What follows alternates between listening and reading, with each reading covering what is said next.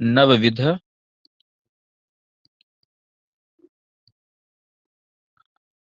काल मान, ये देखना है। अब नवविध कालमान जो हैं वो कौन कौन से हैं, इसके लिए हम लोग देखते हैं। एक मिनट। हम्म,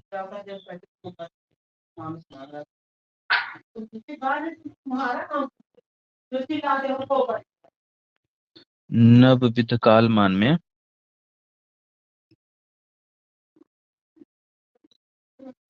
हाँ, ब्राह्मम दिव्यम तथा पैत्र्यम राजापत्रिम इत्यादि एक श्लोक है, श्लोक बोल रहा है।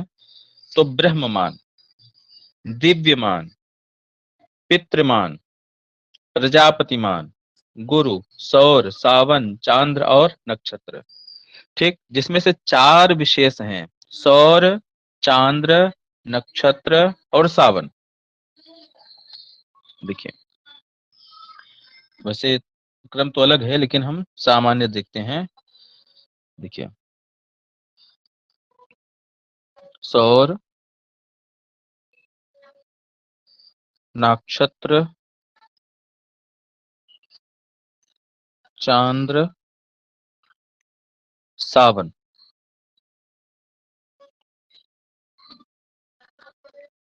ये हो गए। और इसके बाद पितृ, पितृ संबंधी, ठीक है। प्राजापत्य, इसको पैतृ कर दीजिए, पैतृ, प्राजापत्य, प्रजापति का जो मान है वो प्राजापत्य कहलाएगा। और ब्राह्म, जो ब्रह्मा का दिन मान है वह ब्राह्म कहलाएगा। क्रम में कुछ परिवर्तन है, वो हम लोग बाद में देख लेंगे। और दिव्य और गुरु, दिव्य देवताओं का जो दिन मान होता है वो दिव्य मान कहलाएगा। और गुरु बृहस्पति का मान। इन 9 प्रकार से हम लोगों के जो काल मान है, काल की गणना होती है। अभी सामान्य अगर जो इस समय चल रहा है, काल की गणना वो कैसे होती है? केवल 24 घंटे होते हैं और 365 का एक वर्ष होता है। 4 वर्ष में फरवरी में 29 दिन हो जाते हैं और एक वर्ष होता है, शतक होता है। ठीक, ऐसे केवल हो रहा है। लेकिन इसमें एक सामान्य सा अंतर आ रहा है प्रतिवर्ष। जो अभी ठंडी दिसंबर में पड़ रही है, कुछ हजार वर्ष बाद यही ठंडी जून में पड़ेगी। अगर अंग्रेजी के जो इंग्लिश कैलेंडर चल रहा है इसके हिसाब से देखेंगे तो कुछ हजार वर्ष बाद जो ठंडी अभी दिसंबर में पड़ रही है वही ठंडी जून में पड़ेगी। ऐसा नहीं है कि इसमें अंतर आ जाएगा, लेकिन हमारे यहाँ जो ठंडी माघ में पड़ेगी वह माघ में हमेशा ही पड़ेगी। ठंडी कभी ज्येष्ठ महीने में नहीं पड़ेगी। ठंडी ज्येष्ठ महीने में कभी नहीं पड़ेगी। क्यों नहीं पड़ेगी? क्योंकि हमारी जो गणना है वो 9 प्रकार से होती है। तो 9 प्रकार से जब काल की गणना होती है तो वहां पर दोष होने के चांसेस बहुत कम होते हैं। अब यह सौर दिन क्या है, सौर मान क्या है, नक्षत्र मान क्या है, चांद्र मान क्या है, सावन मान क्या है, इत्यादि के बारे में हम देखते हैं। देखिए, सूर्य को हम जानते हैं, सूर्य एक महीने में एक नक्षत्र चलता है। ठीक है। सूर्य क्षम्यताम, एक महीने में एक राशि को पार करता है। एक महीने में कितने राशि को पार करता है? एक राशि को। इस प्रकार से 12 महीने में 12 राशि को पार करता है। ठीक है, जिसे हम संक्रांति कहते हैं। तो जब हम ज्योतिष इत्यादि को देखेंगे तो इसमें जैसे 5, 15, 03, 14 ऐसे लिखा होता है। इसको हम ऐसे कर लेते हैं। ये 5 क्या है? राशि है। यह अंश है, यह कला है यह विकला है। तो एक राशि में 30 अंश होते हैं। कितने अंश? 30 अंश। तो जो सूर्य है, जैसे हम, यह पूरा क्या है? ब्रह्मांड है गोलाकार में। एक गोले में कितने अंश होते हैं? 360 अंश होते हैं। कितने अंश होते हैं? 360 अंश होते हैं। तो भचक्र मतलब कि यह चारों तरफ यहाँ पर राशियां बिछी हुई हैं।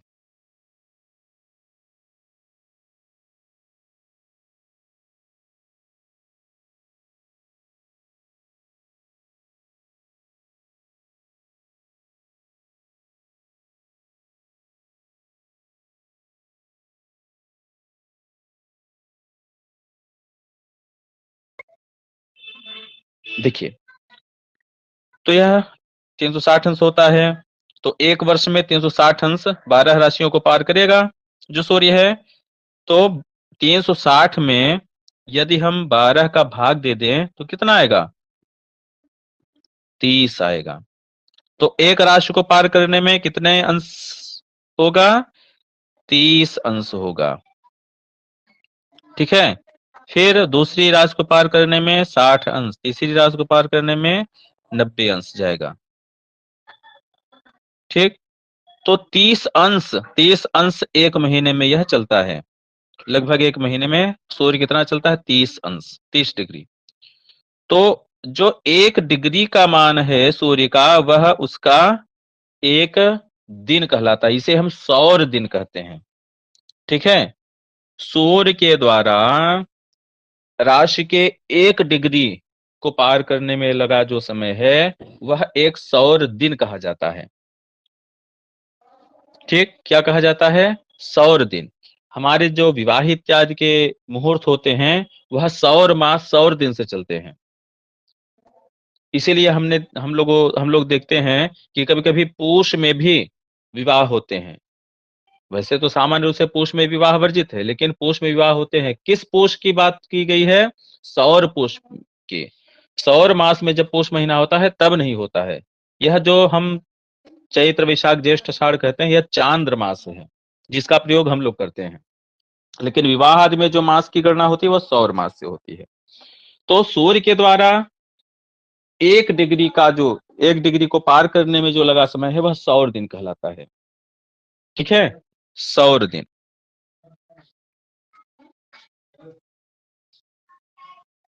सौर दिन हो गया। अब हम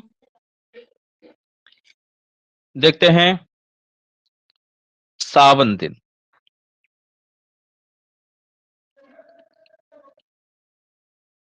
सावन दिन क्या है? एक सूर्योदय से लेकर के एक सूर्योदय से लेकर के दूसरे सूर्योदय के बीच में लगा जो समय है, उसे हम सावन दिन कहते हैं। इनोदय, संस्कृत में इनोदय द्वयांतरम सावन दिनम, ऐसा आपको परीक्षा में दिया जाएगा।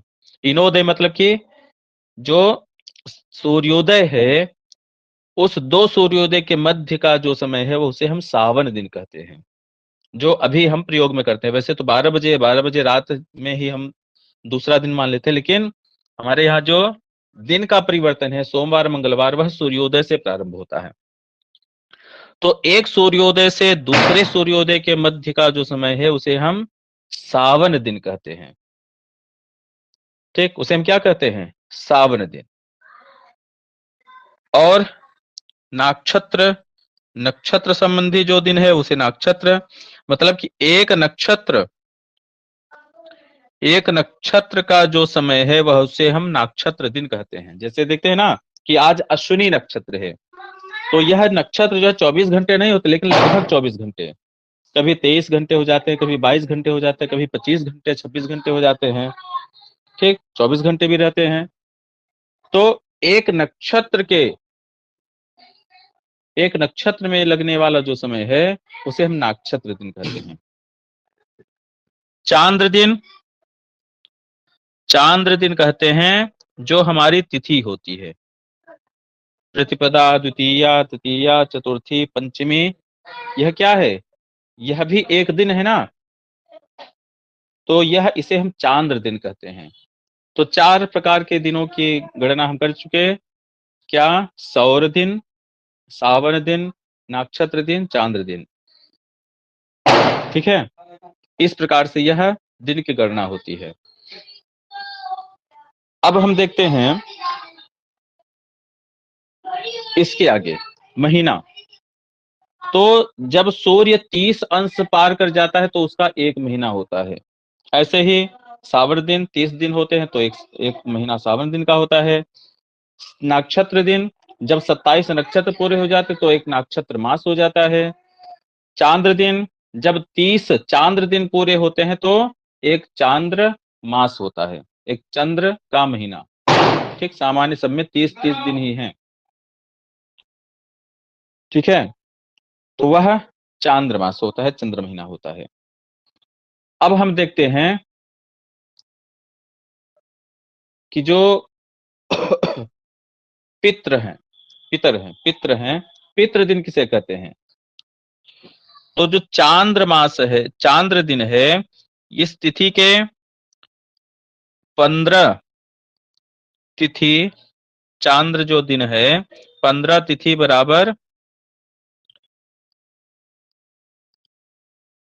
पितृ का एक दिन,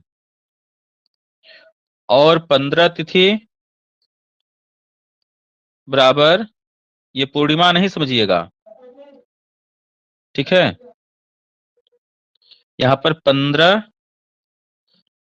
चांद्र दिन लिख दीजिए, चांद्र दिन। ठीक है, अब 15 चांद्र दिन बराबर एक पितृ रात्रि, अर्थात एक महीना क्या हो गया? एक चांद्रमास बराबर एक पितृ दिन। ठीक, ऐसे हुआ।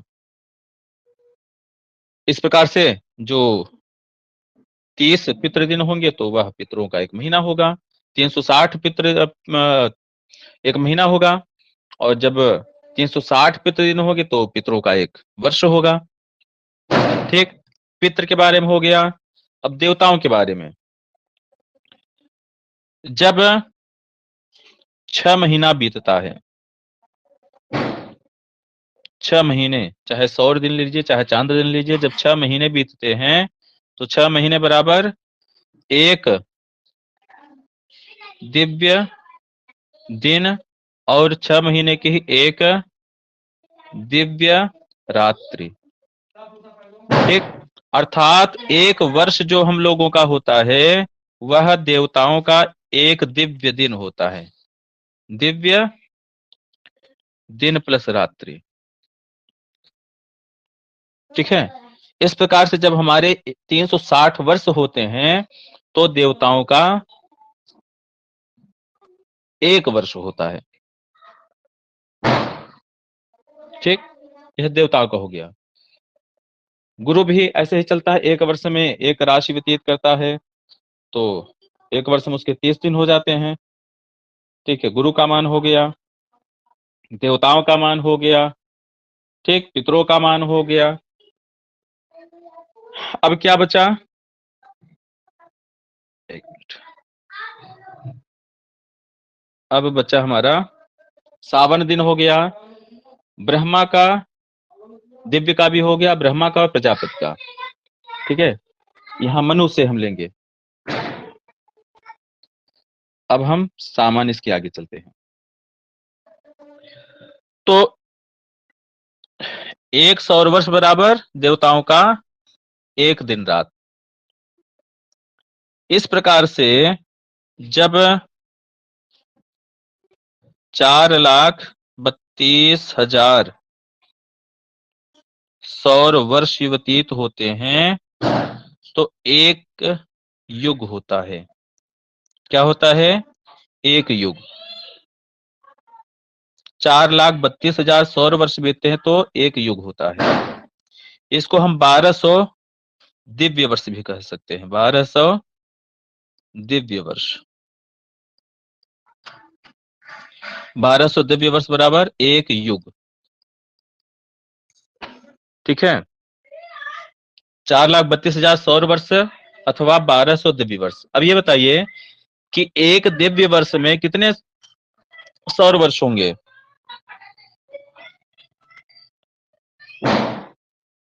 अभी पीछे हमने बताया एक दिव्य वर्ष में कितने सौर वर्ष होते हैं?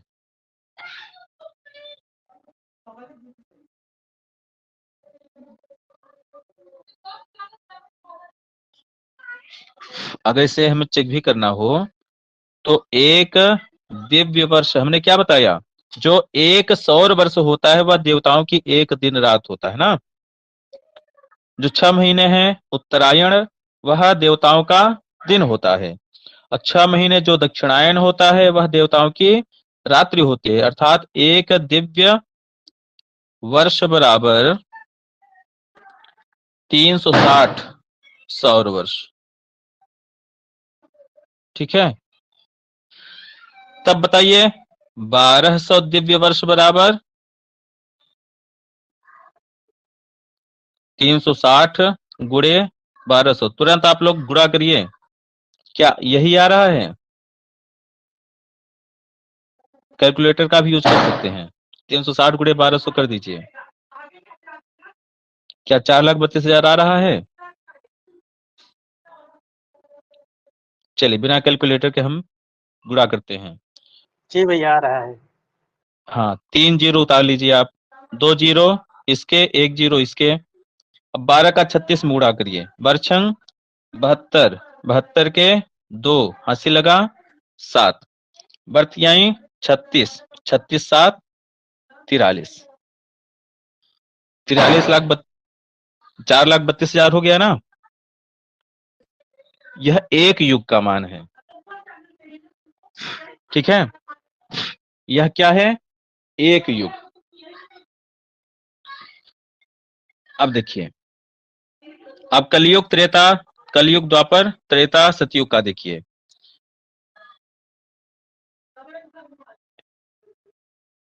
अब कलयुग का मान कितना है? एक कलयुग बराबर एक युग। एक युग बराबर क्या होता है? एक कलयुग। द्वापर देखिए, द्वापर युग है ना, द्वापर में 2 युग होता है, इसीलिए द्वा है। त्रेता, त्रेता में त्रि है ना, इसलिए एक त्रेता बराबर 3 युग। एक सतयुग बराबर 4। ये समझ रहे हैं ना? कलयुग का मान कितना है? 4,32,000 वर्ष। ठीक, द्वापर का मान कितना होगा? 2 युग। 2 युग मतलब 4,32,000 में 2 का गुणा कर दीजिए, 4,32,000 वर्ष। 2 युग बराबर 2 का गुणा कर दीजिए, 8,64,000 वर्ष। 3 युग बराबर 3 का गुणा कर दिए 4,32,000 में, 12,96,000 वर्ष। अब 4 का गुणा कर दीजिए तो क्या हो जाएगा? 0 0 0 8 2 17, 17,28,000 वर्ष। एक कलयुग बराबर 4,32,000 वर्ष, एक द्वापर बराबर 8,64,000 वर्ष, एक त्रेता बराबर 12,96,000 वर्ष, एक सतयुग बराबर 17,28,000 वर्ष। अब ये चार युग जब एक बार बीतते हैं, ठीक है, ये 4 युग जब एक बार बीतते हैं तो एक महायुग होता है। ठीक, ये 4 युग जब एक बार बीतते हैं तो एक क्या होता है? महायुग होता है, देवताओं का युग होता है। वह देवताओं का एक युग होता है। जब ये एक बार बीतते हैं, कलयुग भी, सतयुग त्रेता द्वापर कलयुग चारों जब एक बार बीत जाते हैं तो हमारा महायुग होता है, देवताओं का एक युग होता है। अब देखिए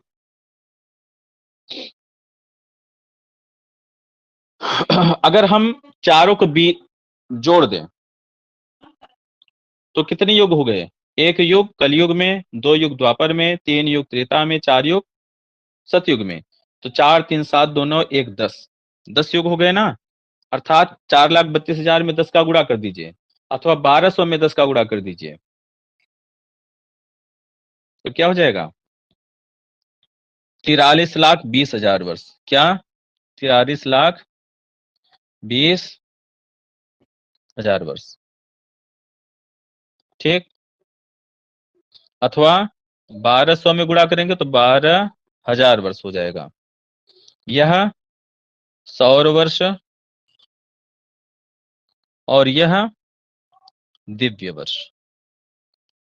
समझ में तो आ रहा है ना सबको? कठिन तो नहीं हो रहा है?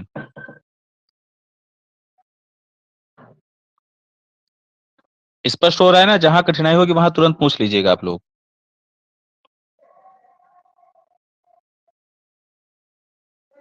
सबके लिए स्पष्ट है?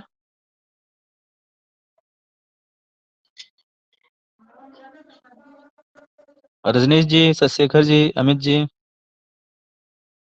जी भैया स्पष्ट है। हाँ चलिए, अब यह एक महायुग हो गया ना, यह क्या हो गया? एक महायुग हो गया। अब देखिए, 71 महायुग बराबर 71 महायुग बराबर एक मनवंतर। ठीक, 71 महायुग बराबर एक मनवंतर। 14 मनवंतर बराबर एक कल्प। 14 मनवंतर करिए चाहे 1000 महायुग। जब यह महायुग 1000 बार बीतता है, अर्थात 1000 बार सतयुग, त्रेता, द्वापर, कलयुग, ये जब ये 1000 बार बीतते हैं तो एक कल्प होता है।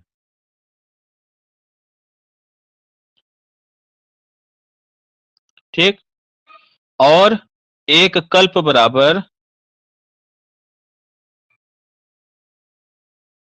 एक ब्रह्मा का दिन, और एक कल्प बराबर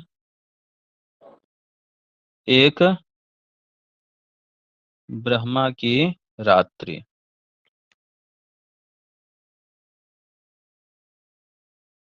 ठीक है, एक ब्रह्मा का दिन, एक ब्रह्मा की रात्रि। मतलब क्या हो गया? दो कल्प बराबर दो रात्रि। दो दो कल्प बराबर दिन रात। दिन प्लस रात्रि किसकी? ब्रह्मा की।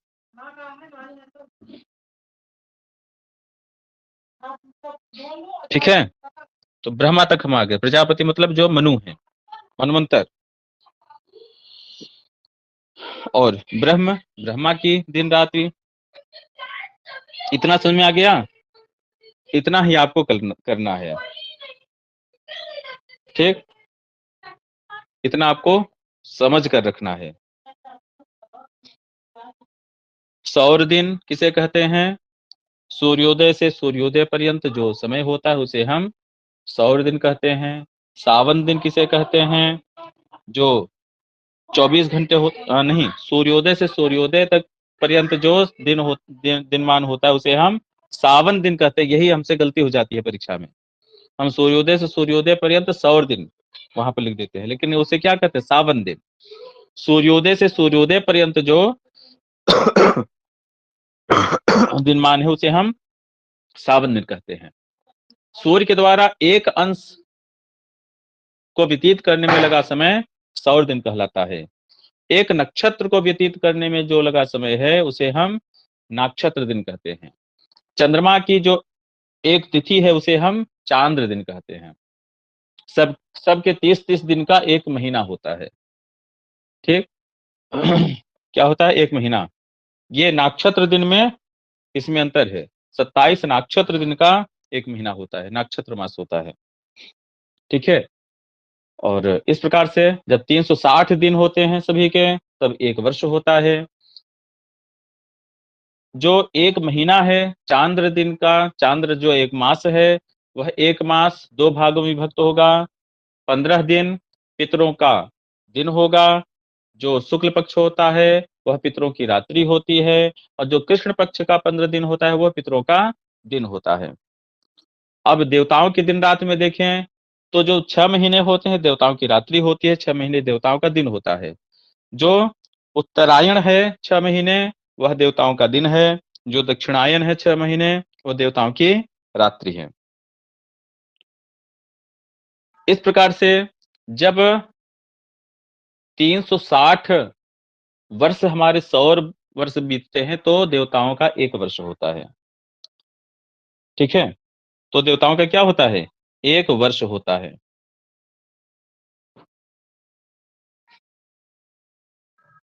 तो देवताओं का 1 वर्ष होता है। और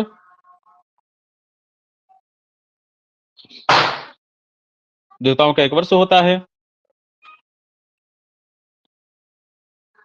इसके बाद जब 1200 दिव्य वर्ष होता है तो एक युग माना गया है। 1200 दिव्य वर्ष को सौर वर्ष में बदलेंगे तो 4,32,000 सौर वर्ष हो जाएंगे। हम लोगों के 4,32,000 वर्ष जब बीतेंगे तो एक युग होता है। एक युग बराबर एक कलयुग। ठीक है, एक युग बराबर एक कलयुग। द्वापर युग में 2 युग हो जाते हैं, 8,64,000 सौर वर्ष हो जाते हैं। अर्थात द्वापर युग में कितने दिव्य वर्ष कितने होंगे आप लोग बताइए। कलयुग में तो 1200 दिव्य वर्ष होते हैं, द्वापर युग में कितने दिव्य वर्ष होंगे आप लोग बताएं। 24 होंगे भैया, 2। ठीक, बिल्कुल, 2 युग। एक युग में 1200 दिव्य वर्ष होते हैं, तो द्वापर युग में कितने दिव्य वर्ष हो जाएंगे, 2400। त्रेता युग में कितने दिव्य वर्ष होंगे, 3600। 3600 दिव्य युग नहीं, त्रेता युग में 3600, बढ़तियाई 3600 दिव्य वर्ष। और सतयुग में कितने दिव्य वर्ष होंगे, 4800। 4800। 4 का गुणा कर देंगे 1200 दिव्य वर्ष में, तो एक सतयुग में 4800 दिव्य वर्ष होते हैं। ऐसे प्रश्न कुछ भी पूछ सकता है, दिव्य वर्ष में भी पूछ सकता है, सौर वर्ष में भी पूछ सकता है। अगर दिव्य वर्ष पूछे तो 1200, 2400, 3600 और 4800 आपको बताना है।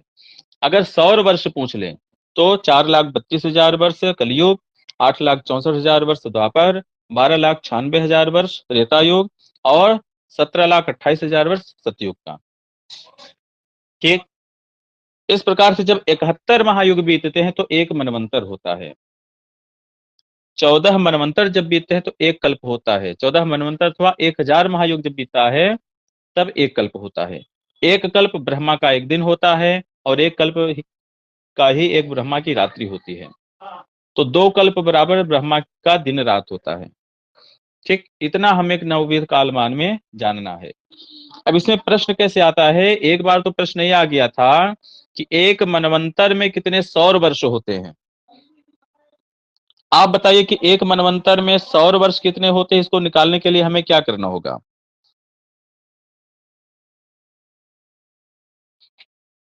अगर पूछ लिया ऐसे कि एक मनवंतर में कितने सौर वर्ष होते हैं 360 तो क्या करेंगे।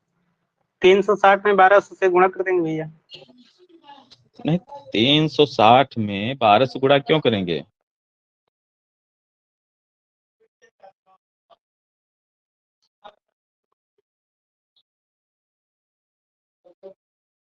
ये बताइए कि एक मनवंतर में कितने महायुग हो रहे हैं,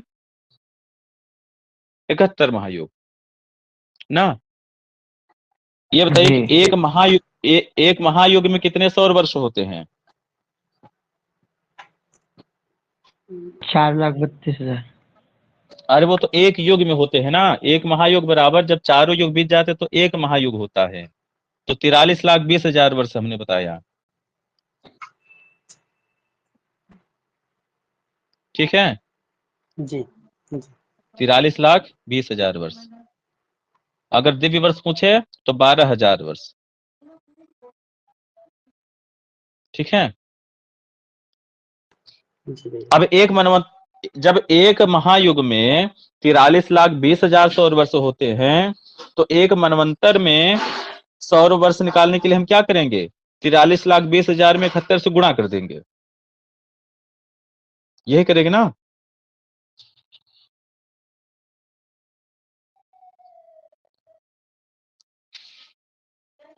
एक मनवंतर में कितने सौर वर्ष होते हैं, अगर ये प्रश्न पूछ लिया तो हम क्या करेंगे, 43,20,000 में 71 से गुणा कर देंगे।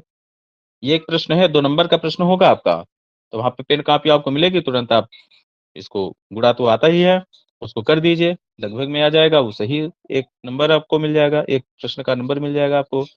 एक प्रश्न से आप पीछे हो जाते हैं, आगे हो जाते हैं, ठीक है, ये फैक्ट है, इसमें से 1-2 क्वेश्चन आ जाते हैं, एक क्वेश्चन तो निश्चित ही आएगा, जितना अभी हमने बताया आज। इससे एक पिछले बार मनवंतर में ये कितने, पूछा था हाँ ये इस, इसमें पूछा था एकस्मिन् कल्पे कति महायुगाः। हाँ एकस्मिन् कल्पे कति महायुगा, आप बताइए अब एक कल्प में कितने महायुग होते हैं? 1000 लिखने के बाद एक कल्प। 1000 महायुग होते हैं, ठीक है। हमने जितना आज बताया, आप पिछले प्रश्न पत्र को देखेंगे, एक प्रश्न जरूर इसमें से आया होगा। अब एक कल्प में कितने महायुग होते हैं, ये तो बहुत सरल है, लेकिन 2019 में जिस बार हमारा जेआरएफ हुआ है, उस बार ये प्रश्न पूछ लिया था कि एक मनवंतर में कितने सौर वर्ष होते हैं, तो हमने 43,20,000 सौर वर्ष हमें पता था, 43,20,000 एक महायुग में सौर वर्ष होते हैं, तो एक मनवंतर में 71 महायुग होता है, तो 43,20,000 में हमने 71 का गुणा कर दिया, सही उत्तर आ गया। अब एक कल्प में कितने महायुग कितने सौर वर्ष होते हैं, अगर इसको निकालना हो तो क्या करेंगे आप? एक कल्प में कितने सौर वर्ष होते हैं, इसको निकालने के लिए क्या करेंगे? सीधी सी बात है, एक कल्प में कितने महायुग होते हैं? 1000 महायुग। एक महायुग में कितने सौर वर्ष? 43,20,000 ना, जो 1000 में 3 जीरो है, इसमें और जोड़ दीजिए, ये आपका एक कल्प में सौर वर्ष की गणना हो गई। एक कल्प में कितने सौर वर्ष होते हैं, ठीक, बिल्कुल कठिन नहीं है। अब इसको आप रटिए, एक कल्प में इतने सौर वर्ष होते हैं, ये रटने वाला विषय नहीं, केवल समझने वाला विषय है, मैथ है, केवल गणित है ये, कि केवल क्रम से आप याद रखिए कि इसमें इतने वर्ष होते हैं, इतने दिन होते हैं, 71 महायुग का एक मनवंतर होता है, 14 मनवंतर का एक कल्प होता है, अथवा 1000 महायुग का एक कल्प होता है, एक कल्प ब्रह्मा का एक दिन होता है, एक कल्प ब्रह्मा की एक रात्रि होती है, 2 कल्प बराबर ब्रह्मा का दिन रात होता है। क्रम से जैसे हमने आज बताया है, वैसे अगर आप क्रम से याद रखते हैं तो आप बिल्कुल नहीं भटकेंगे। अगर एक कल्प में दिव्य वर्ष पूछ लिया तो जो 12,000 है, 12,000 में 3 जीरो और बढ़ा दीजिए, यह 12,000 दिव्य वर्ष बराबर एक कल्प हो गया।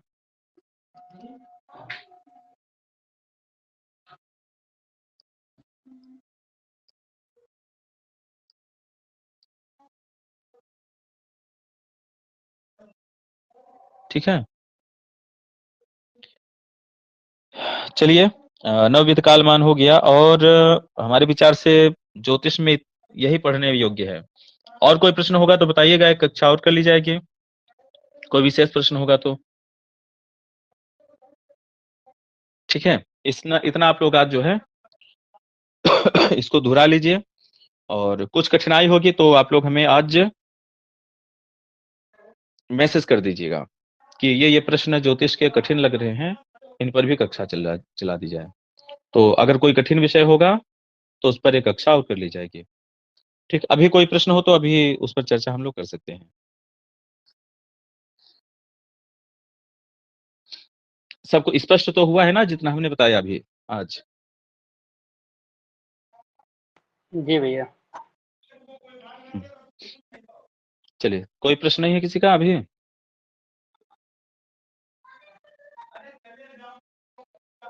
चलिए ठीक, फिर आज की कक्षा यहीं पर पूर्ण करते हैं।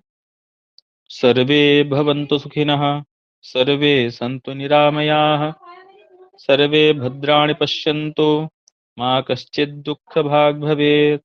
ओम शांति शांति शांति। सर्वेभ्यो नमः। भैया प्रणाम।